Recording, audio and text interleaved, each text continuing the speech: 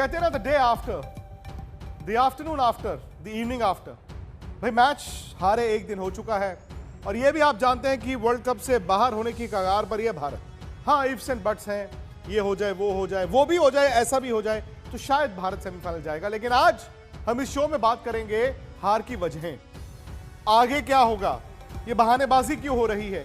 कई सारे सवाल हैं। मेरे साथ हमेशा की तरह खास मेहमान रहेंगे, farmer India captain, world cup winner Sunil Gavaskar रहेंगे।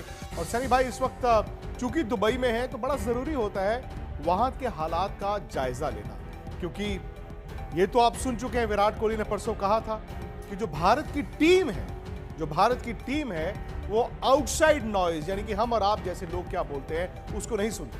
वो कहते हैं जो लोग थोड़ी बहुत क्रिकेट जानते हैं वो ठीक है, लेकिन जो आउटसाइड नॉइज है उसको नहीं सुनती। तो सनी भाई, मैं आपसे सिर्फ इतना जानना चाहता हूं कि वहां पर दुबई में, चूंकि आउटसाइड नॉइज आप भी हैं, मैं भी हूं, आउटसाइड नॉइज इस हार को कैसे ले रही है?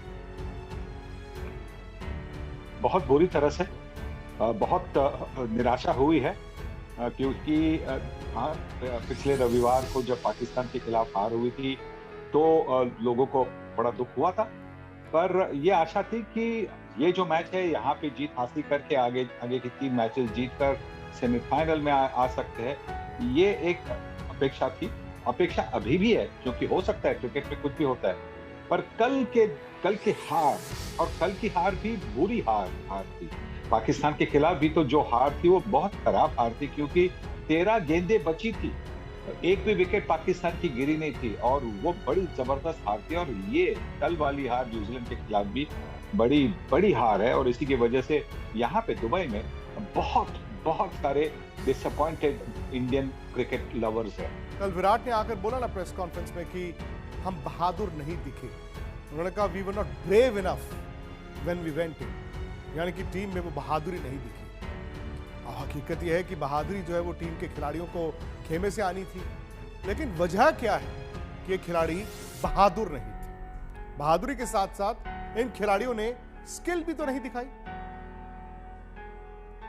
सनी भाई, तैयारी अब वर्ल्ड कप की कर रहे थे, आप वर्ल्ड कप की तैयारी कर रहे थे, तैयारी कुछ और खिलाड़ियों के साथ कर रहे थे, लेकिन एंड में जैसे 2019 वर्ल्ड कप में हुआ था, अब उन खिलाड़ियों को छोड़ के बाकी खिलाड़ी ले गए। दुनिया भर जो है वो राइट आर्म लेग स्पिनरों से विकेटें ले रही है। आपने पहले चहल को यहां छोड़ दिया, चहर ले गए, लेकिन वो भी बाहर बैठे।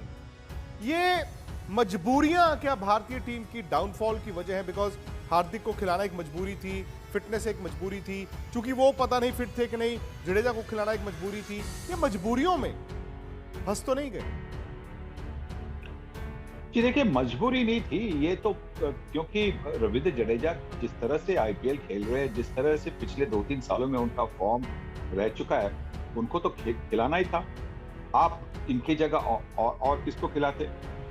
दूसरा जो स्पिनर खेलना था वो सबको पता था कि ये जो वरुण चक्रवर्ती है वो मिस्ट्री बॉलर है, वो कुछ करके दिखा सकते हैं। तो उन्होंने ज्यादा कुछ किया नहीं, पर उन्होंने खराब गेंदबाजी भी वैसे की नहीं। तो ये नहीं कह सकते कि आप 3 स्पिनर के साथ क्या जा सकते थे। हाँ, शायद जा सकते थे, पर आप गए नहीं, क्योंकि आपके पास आपकी जो बल्लेबाजी थी वो आपकी थोड़ी सी डगमगाती बल्लेबाजी थी। पहले मैच में हमने देखा, और दूसरे मैच में भी वैसा ही हुआ, और इसी की वजह से आपने हार्दिक पांड्या को नंबर 6 पर लिया कि जो बड़े शॉट्स खेल सकते हैं, कुछ रन बना सकते हैं। वो उनसे आशाएं थी कि वो थोड़ी सी लंबी पारी खेलेंगे, मतलब जहाँ 7-8 ओवर खेलकर वो 60-70 रन बनाएंगे, पर वैसा हुआ नहीं। मैं तो ये कहूंगा कि ये जो नॉकआउट जैसी मैचेस होती है ना, उसमें और लीग मैचेस में बहुत फर्क होता है। आप आईपीएल भी देखिए, जो सब खिलाड़ियों को पता होता है कि मेरे पास 14 मैचेस है, 14 मैचेस में मैं कुछ भी कर सकता हूँ, बल्ला घुमाओ, बिल्कुल मतलब मन में कुछ सोचे बिना फटाफट खेलते हैं, नेचुरल गेम खेलते हैं। जब वही बल्लेबाज जब आईपीएल के नॉकआउट में आते, एलिमिनेटर में आते, आप देखिए किस तरह से खेलते, बड़े संकोच के साथ खेलते, बड़े डाउट के साथ खेलते कि अभी मैं आउट हो गया तो मैं क्या करूं, कैसे हो सकता है। तो यही हो रहा है, कल के मैच में यही हुआ पाकिस्तान के खिलाफ। पाकिस्तान के जो गेंदबाज थे उन्होंने बहुत अच्छी गेंदबाजी की, यहाँ पे भी न्यूजीलैंड के गेंदबाजों ने अच्छी गेंदबाजी की, पर वो जो हेजिटेशन जो हमें दिखा कल के मैच में, वो इसी की वजह से था, क्योंकि ये तो एक नॉकआउट मैच जैसी थी। क्योंकि शायद ये भी है सनी भाई कि इससे जी, इससे फायदा भी हो आते- सकता है। कहते हैं ना, कभी कभी एक ब्लेसिंग डिसगाइज होता है कि शायद भारत को टेम्पलेट जो नहीं बदल रहे थे T20 वो बदलने का मौका मिले, क्योंकि ऐसे जैसे सनी भाई ने कहा ऐसे चलता रहेगा तो फिर अगले साल एक और वर्ल्ड कप आएगा, हाथ से निकल जाएगा। अच्छा, बुमराह ने बात की थी बायो बबल की, फैटिग की, और चूंकि सनी भाई खुद बायो बबल में इतना रहे हैं, क्वारंटीन में रहे हैं, तो मैं आपको बता दूं कि बायो बबल में कितनी देर रही है टीम, ये फैक्ट है। आसान नहीं है, ये मेंटली बड़ा चैलेंजिंग है। लेकिन अगर मैं इस साल की बात करूं तो जब आईपीएल शुरू हुआ, आईपीएल के बाद चूंकि आईपीएल को बीच में रोक देना पड़ा तो खिलाड़ी 20-25 दिन अपने घर पे थे। उसके बाद जून में भारत के खिलाड़ी गए इंग्लैंड, पहला एक टेस्ट मैच हुआ, वर्ल्ड टेस्ट चैंपियनशिप हार गए, 21 दिन की छुट्टी मिल गई, 21 दिन की छुट्टी मिल गई। उसके बाद वापस आए 1 अगस्त से जो सीरीज शुरू हुई इंग्लैंड के खिलाफ, उसमें बायो बबल नहीं था, उसमें बायो बबल नहीं था। आपको याद है ना वो बुक रिलीज हुई थी जहां पर सारे लोग घूम रहे थे, तो उसमें बायो बबल नहीं था।